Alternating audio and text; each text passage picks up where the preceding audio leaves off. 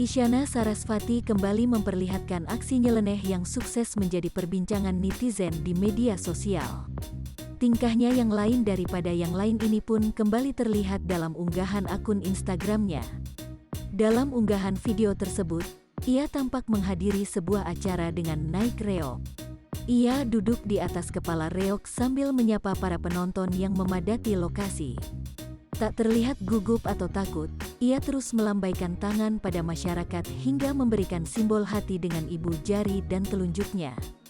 Bisa dipastikan ini merupakan video baru karena ia tampil dengan gayanya yang baru-baru ini memang berubah drastis. Rambut sebahunya dibiarkan berwarna gelap separuh, sedangkan separuhnya lagi dicat warna merah. Ia juga mengenakan kostum dress pendek warna hitam putih dengan ujung lengan berbentuk terompet. Pelantun tetap dalam jiwa ini juga mengenakan kaos kaki putih setinggi lutut dan memadukannya dengan sepatu pantofel. Jangan lupa subscribe, share, komen, dan like ya!